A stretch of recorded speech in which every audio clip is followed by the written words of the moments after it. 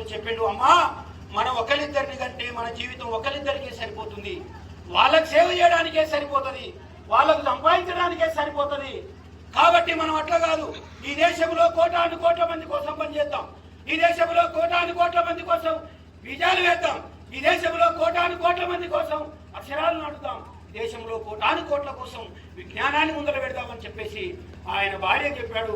మన ఇద్దరం పిల్లలు పుట్టుకోకుండా ఏం చేద్దాం, వైద్యుడి దగ్గరికి వెళ్ళి ఏమంటారు దాన్ని మెడిసిన్ తీసుకుందాం, పిల్లలు పుట్టకుండా చేసుకుందాం, అప్పుడు ఈ సమాజం కోసం పర్ఫెక్ట్గా సహాయం చేయగలుగుతామని చెప్పేసి ఈ దేశంలో త్యాగం చేస్తున్న వాళ్ళిద్దరు డాక్టర్ దగ్గర పోయి అడిగారు, అయ్యా మాకు పిల్లలు పుట్టకుండా చేయమన్నారు.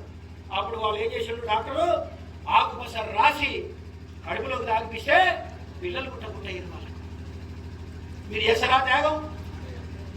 100 రూపాయలు ఈరాటి వాడేమంటాడు, ఏ పూల లేదేం లేపా నాకడాడు మీ 100 అంటాడు. అనగా ఒకవేళ ఇచ్చిన వందడు పెద్ద పంచాలు ఉంటుంది, ఏమైనా 100 తీసుకుంటే నా పేరు లేదంటాడు. పొరపాటున మర్చిపోతే పాంప్లెట్ నా పేరు లేదంటాడు. ఇప్పటిదానికి నేను ఏం చెప్తాను, చెప్పారు పాంప్లెట్ లేదు కూడా అని చెప్తాను. ఎందుకు వచ్చినా కూడా ఏం చేస్తానంటే అనుకున్నాడు కూడా, అరే నీ పేరు లేదు చూడరా, నువ్వు 400 వచ్చినా నీ పేరు ఉండదు దారా అంటాడు. వీడు మరింత రెచ్చిపోతాడు, చూసినావా పటేలే చెప్పి 400 తక్కువ ఉన్నాయని, పటేల్ చెప్తే కూడా ఎవరా నా పేరు అంటాడు. ఇట్లాంటి పంచాయతీలు అయితే అందుకే చూడండి ఆయన ఏం చేసిండు, ఇంత వేలాది మందికి చదువు చెప్పాలంటే అప్పుడు మనకు చదువు లేదు, చదువు మొత్తం వాళ్ళ చేతుల్నే. ఎవరి చేతులు? ముగ్గురే, బ్రాహ్మణ క్షత్రియ వైశ్య. వర్ణానాం బ్రాహ్మణో గురు, వర్ణానాం బ్రాహ్మణో గురు. వీళ్ళు ముగ్గురికే చదువు, మిగతా కులాలకు చదువు లేదు.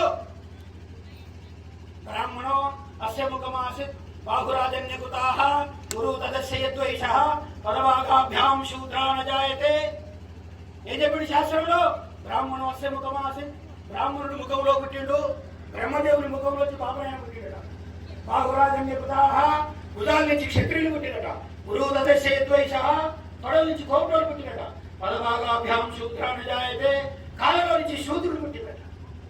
ముఖముల బాపనోళ్ళు, భుజాల్లో క్షత్రియులు, తొడల్లో వైశ్యులు. ఇక మిగిలిన వాళ్ళంతా కాళ్ళకెళ్ళే. మిగిలిన వాళ్ళంటే ఎవరు?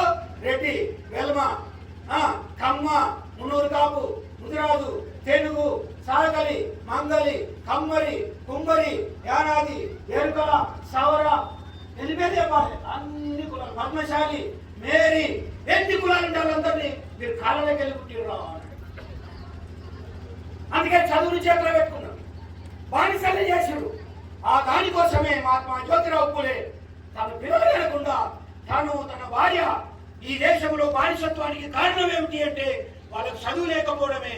కాబట్టి వాళ్ళకు చదువు చెప్పి వాళ్ళని జ్ఞానవంతులు చేసి వాళ్ళను బానిసత్వం నుంచి విముక్తి చేస్తామని చెప్పి ఈ దేశంలో బానిసలను పెట్టి చదువు చెప్పి మనందరినీ మనుషులుగా తీర్చిదిద్దినటువంటి మహాత్మా జ్యోతిరావు పూలే విగ్రహాన్ని ఈ రోజు మీ ఊర్లో స్థాపించినందుకు మీ అందరికీ ప్రత్యేకమైన ధన్యవాదాలు, అభినందనలు తెలియజేస్తూ మళ్ళా ఎప్పుడైనా ఇక్కడ ఉన్న యూత్ ఒక క్యాడర్ క్యాంప్ పెట్టుకోవాలి. ఇట్లా పబ్లిక్ మీటింగ్ లో కాదు, పబ్లిక్ మీటింగ్ లో మనం ఏం చేయలేం. క్యాడర్ క్యాంప్ పెట్టుకోవాలి, 100 మంది తోటి, 50 మంది తోటి. ఇక్కడ రెడ్డి సాబ్ ఉంటాడు, ఆయన సహకరిస్తాడు, మంచి మనసు ఉన్న వాళ్ళు ఉన్నారు, వాళ్ళు హెల్ప్ తీసుకొని క్యాడర్ క్యాంప్ చెప్తే మీరు ఎట్లా బతకాలి, మీకు ఎడలిప్స్ లక్షణాలు ఏంది, ఏం చేయాలనేది నాలాంటి వస్తే ఒక హాఫ్ డే క్లాస్ పెట్టుకుందాం. ఇట్లా మీరు అభివృద్ధి జరగాలని. అమ్మ మీ అందరికి నేను ఒకటే మాట చేతులు జోడించి చెప్తున్నా, మీ బిడ్డల్ని చదువు మాత్రం ఆపించకండి. వాడు ఒకవేళ తిక్కశకలు చేస్తే తన్నైనా సరే వాడికి చదువు చెప్పించండి. మీ కడుపు కట్టుకున్నా పర్వాలేదు కానీ మీ బిడ్డలు చదవాలి. ఈ ఊళ్ళో ఒక కలెక్టర్ కావాలి, ఈ ఊళ్ళో ఒక ఎస్పీ కావాలి, ఈ ఊళ్ళో ఒక ఇంజనీర్ కావాలి, ఈ ఊళ్ళో ఒక డాక్టర్ కావాలి. అది ముఖ్యంగా మానవాళికల నుంచి కావాలి, ఆ తర్వాత బీసీ వర్గాల నుంచి కావాలి. అప్పుడే మీకు ఆత్మగౌరవం వస్తుంది, అప్పుడే మీకు రెస్పెక్ట్ వస్తుంది, అప్పుడే మిమ్మల్ని ఎవరు రామ అనేటోడు ఎవరు రామయ్య అంటాడు, ఎవరా వెంకటిగా అనేటోడు ఏ వెంకటయ్య అంటాడు, ఎవరా సామ్యులుగా అనేటోడు సామ్యులు. నేను చూసిన రెవెన్యూ రికార్డులు రాస్తాడు వెంకటిగా అని రాస్తుంది, వేరే అని పేరు పట్టదారి పేరు వెంకటిగా, తండ్రి పేరు రాంగా. ఇది ఎక్కడి పాపం రా, పేరే వెంకటిగా ఉంటుందా ఏదన్నా ఈ భూమి మీద పాటుపడ. అది మా వాళ్ళకే ఉంటుంది, మళ్ళీ ఎస్సీ ఎస్సీ బీసీలకు మాలమాది వాళ్ళకే ఉంటుంది, మళ్ళీ బయట ఉంటుంది. ఈ వ్యవస్థ పోవాలి, ఈ అసమానత పోవాలి. ఇదే